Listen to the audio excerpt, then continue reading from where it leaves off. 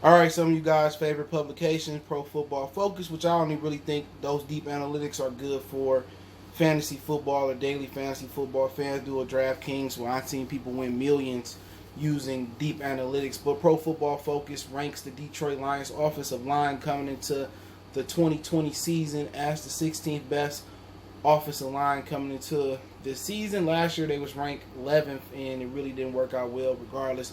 But let's talk about it. Hit that subscribe button, bell icon button. We back. Mercy Sports Talk. We got some more Lions talk today as well. But yeah, it says they are the 16th best. It's middle in the road. It is a slight downgrade from their projection last year of being 11th. Last year they came in with pretty a solid line on paper. Ragnar became, in my opinion, a dominant star on the line. Graham Glasgow still good. Taylor Decker struggled a little bit.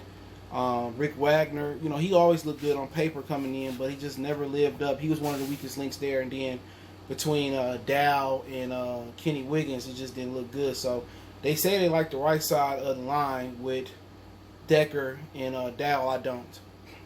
I have no love for Taylor Decker. Y'all can say he's a good pass blocker or he's solid. Solid isn't good enough for your blind side. It's not.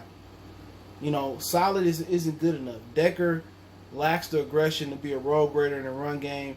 He's stiff in pass protection, but he's adequate enough to get the job done as a pass protector, which is what you want to have from your left tackle. The first thing you want him to be is long, athletic, and be a good pass protector, which Decker is good enough to get by.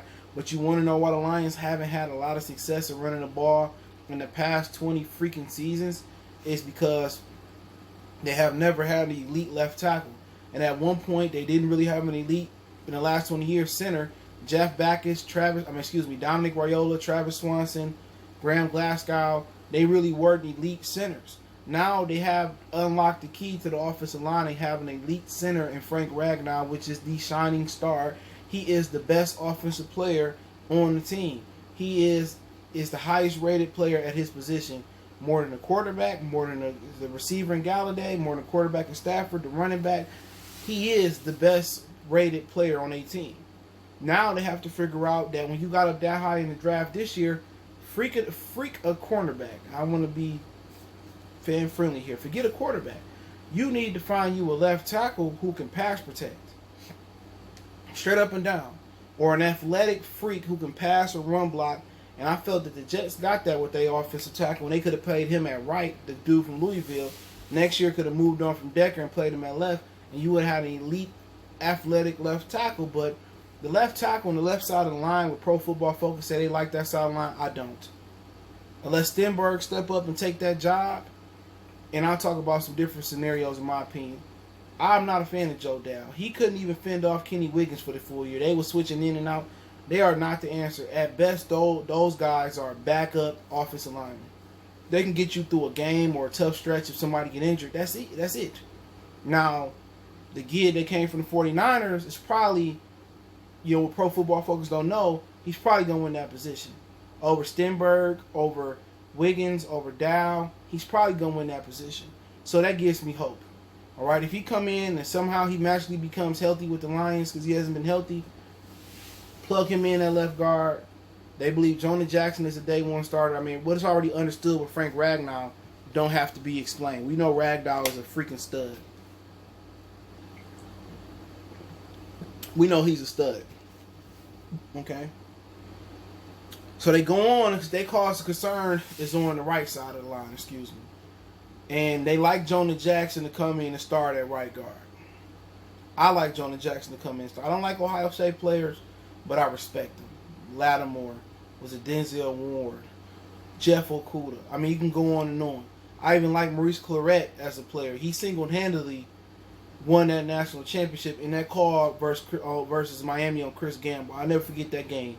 That was one of the best controversial national championship games in the BCS here.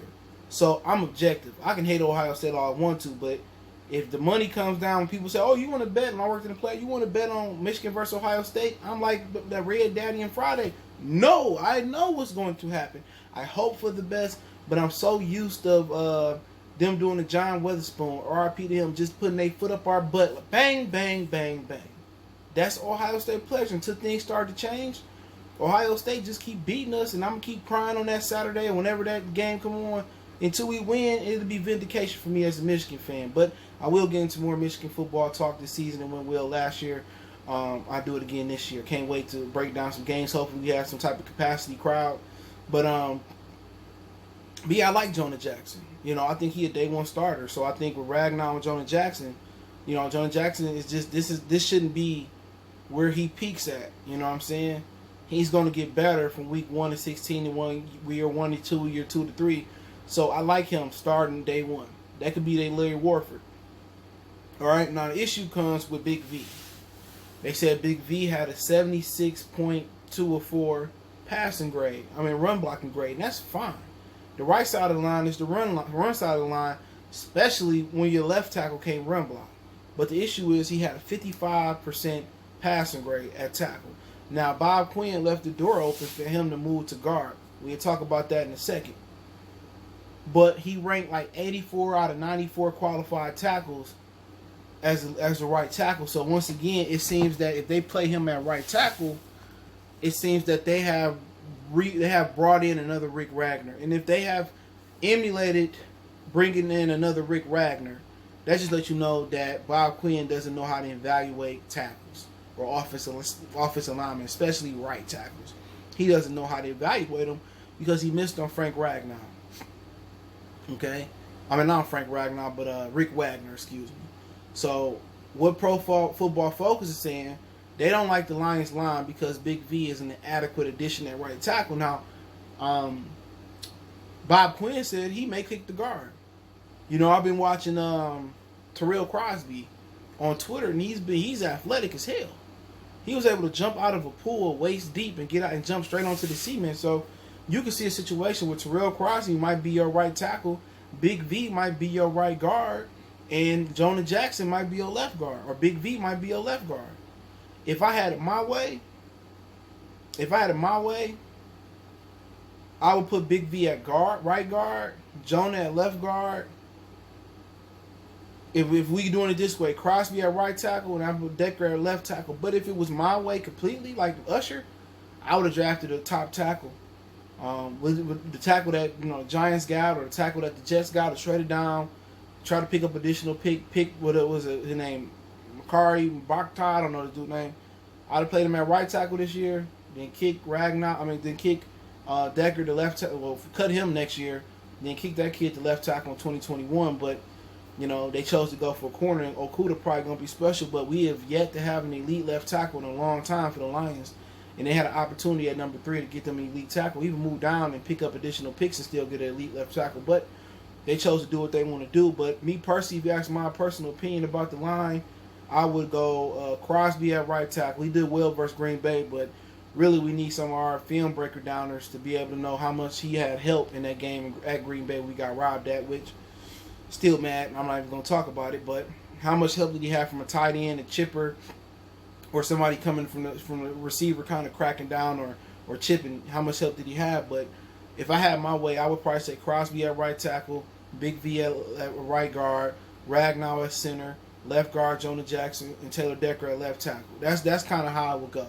Now, if this Garrett, Garnett, whatever's dude from 49ers, if he able to beat out Jonah Jackson and stay healthy, I have no problem with it.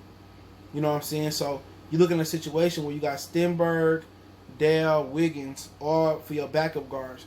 The issue with those guys, nobody has the versatility to kick left. If somebody go down, your left tackle got to be Terrell Crosby. You know what I'm saying? So then you're going to have Big V go back to right tackle.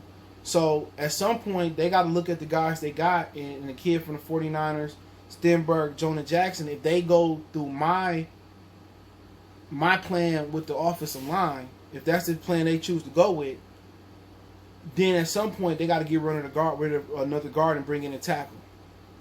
You know what I'm saying? You got to bring in either a right tackle or a guy that can play right and left. Crosby showed that he can kick in and play left. So they have too many guards, if they go with the plan. Now, if they want to kick Big V at right tackle, then that works. But me personally, just going off everything I heard about Big V, I'll kick him on the inside. I hope Jackson win the inside job. Ragnar on the inside. I think your run blocking instantly upgrades. I think Crosby and Decker on the tackles, left and right. Next year, I'm looking to bring an elite left tackle. Now, can we still, think about bringing Larry Warford in? I mean, if you're going to kick in Big V in the inside, no. Nope, it's no point. Big V going to stay on the outside, then it's a point there. But they have a lot of different possibilities, but the line is revamped. It's new. You just hope for better run blocking. The pass protection wasn't bad last year for Stafford. This year I'm going to talk about, if I haven't already dropped the video, the top 5 defenses they play this year. But looking at it, I like something different. The only thing I would change about this line is I would have drafted a left tackle, an elite prospect this year. And I kick Big V on the inside, which Bob Quinn say that is an aspect. And if you kick Big V, Jonah Jackson, and Ragnow in your interior for a long time, Crosby can stay a right tackle. He can't be no worse than Rick Wagner. You know what I'm saying? Maybe I'll knock on wood on that one. But Decker's the guy that got to go. And I know they talking about bringing Decker back. I wouldn't bring him back at all. You need the Lions have did the right thing by getting the elite center. Now you have to go out there and get an elite left tackle. If Stafford going to continue to be the guy for on and on and on and on, like Erykah Badu say, I'm not mad at it. But Stafford, Trevor Lawrence, Marvin the Martian playing quarterback, they got to do better at left tackle and bring in an elite prospect. So that's just my synopsis on it, man. But I am optimistic about the offensive line because it's new. Only thing I don't like about the line, as constructed right now, is what I explained. I like Big V on the inside, Crosby on the right tackle. I like, Jonah Jackson at probably the left guard position. And then, at left tackle, I would like to see them next year get another left tackle. But if Decker step it up this year, he can stay. But they need an elite left tackle prospect. But hey, let me know what you guys think. Don't forget me on Facebook, Instagram, Twitter. You can reach out if you have a business question, inquiry, response, video request. Keep sharing the videos. Want to make a donation to the channel, Cash App, PayPal, inscription. Best way to donate. Share the video. One time for the one time. It's your boy CJ Goodfellow. We gone.